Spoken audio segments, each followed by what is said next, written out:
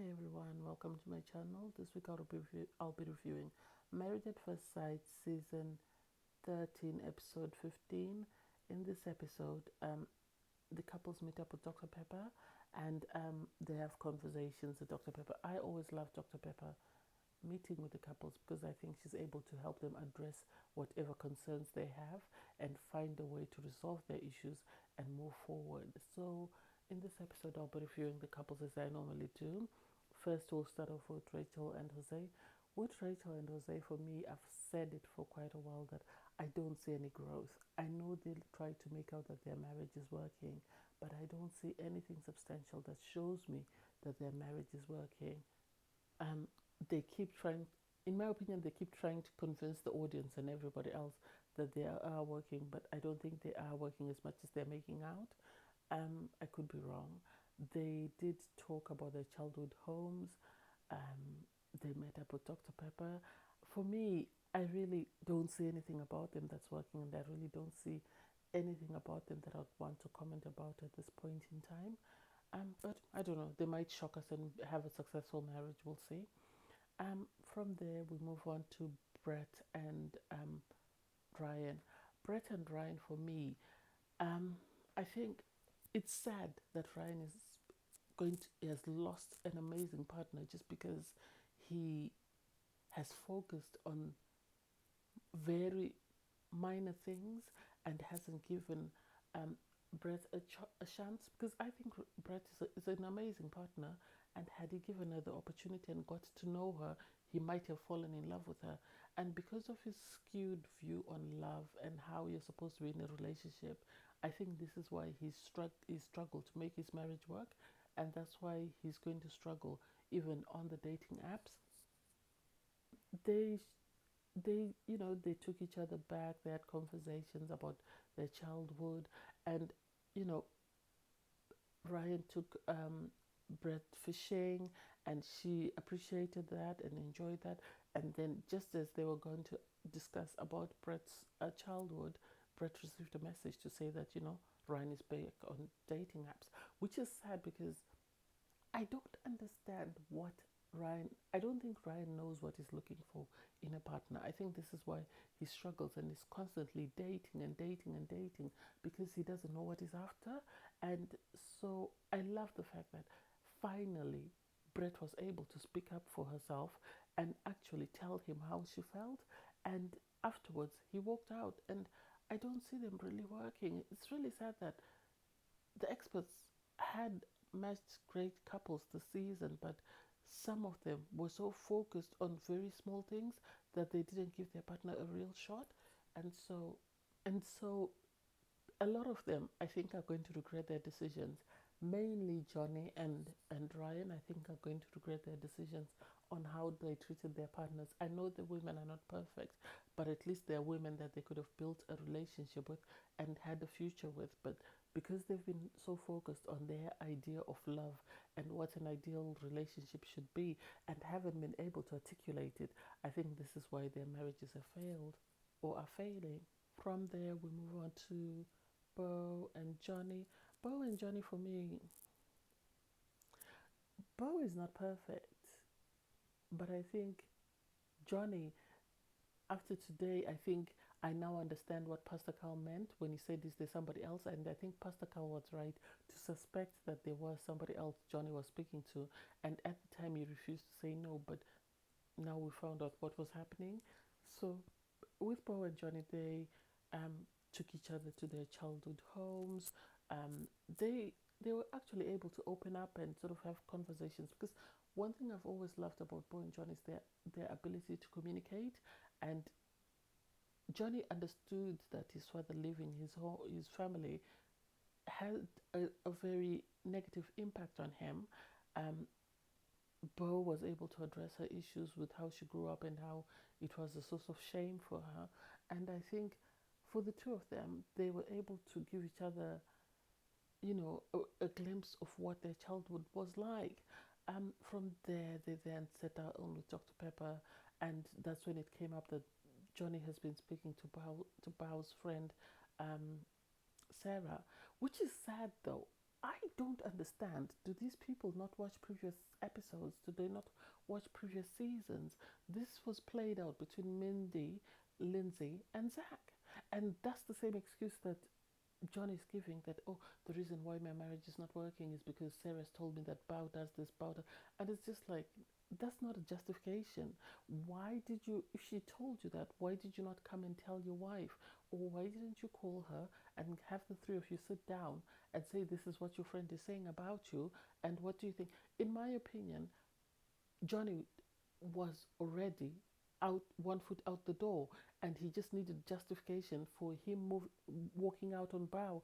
And so him saying the reason why I've decided not to give my marriage a chance is he was looking for an excuse. He was looking for an excuse, and he tried saying she's not honest and realized no, it wasn't working enough, and so kept looking for an excuse until he found an excuse that, oh, her friend said, she's very controlling, she's very this.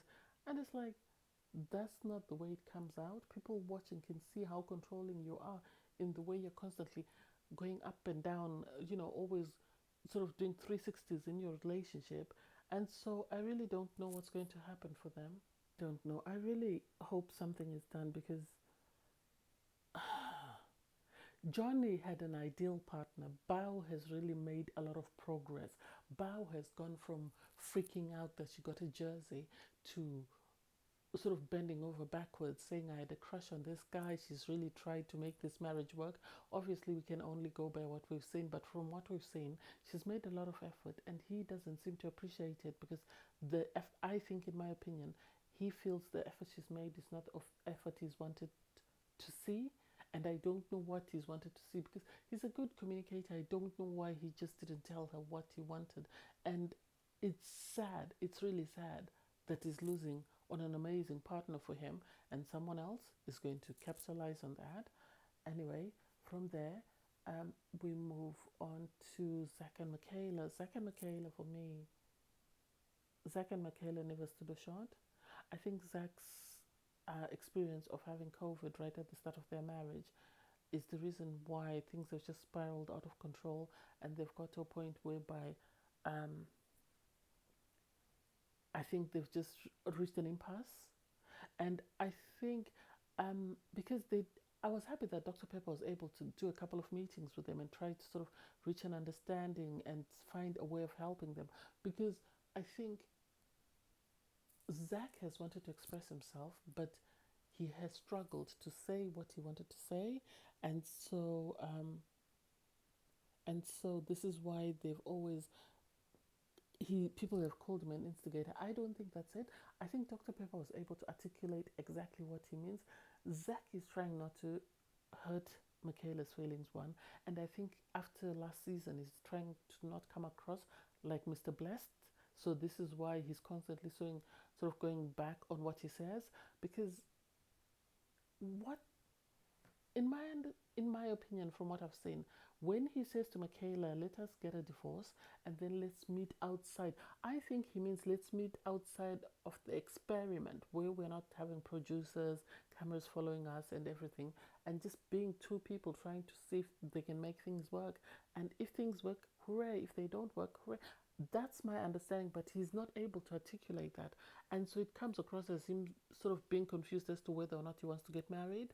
And so Dr. Pepper tried to speak to them. Eventually, he said he would say yes. I think he's saying yes is just so they can have a conversation away from the cameras, away from the producers, and see if they're able to actually make it work.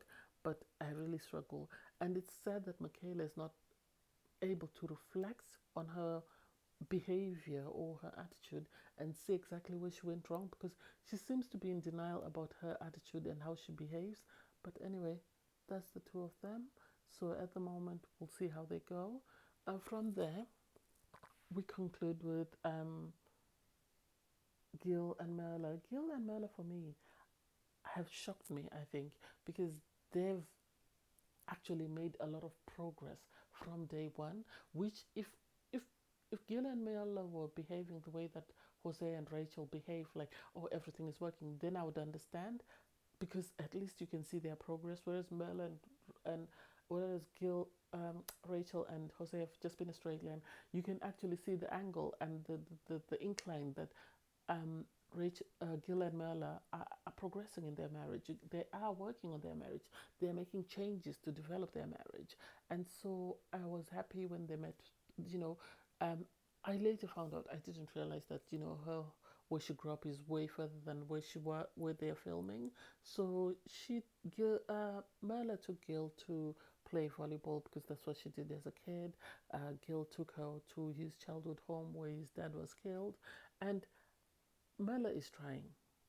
Merla, you can't knock her for not trying. She is not someone who's very emotional, but she's trying. She's trying to, to be affectionate towards Gil. She's always leaning on him, holding on him, caressing him. You can see she's making the effort to show that she cares about Gil, and she's trying her best. And I think people are failing to understand what Gil is trying to say. Gil is a civil servant. He knows that. He understands that. He knows he can never make the same amount of money as Merla is making. But his request is just, can you cut down on the spending? It's not being unreasonable, because as a parent, if you have a child who needs something, you can't go and buy shoes for, $600-700 while your child needs stuff for school. And I think this is what he's trying to tell her, that I understand you like shopping, but there are certain things you have to cut down on, even if you make the money, more money in the family, just because we have to prioritize other things. And I think that's their only issue. The issue they have is discussing about the money and how they're going to move forward, and the fact that Marla is mostly negative about a lot of things.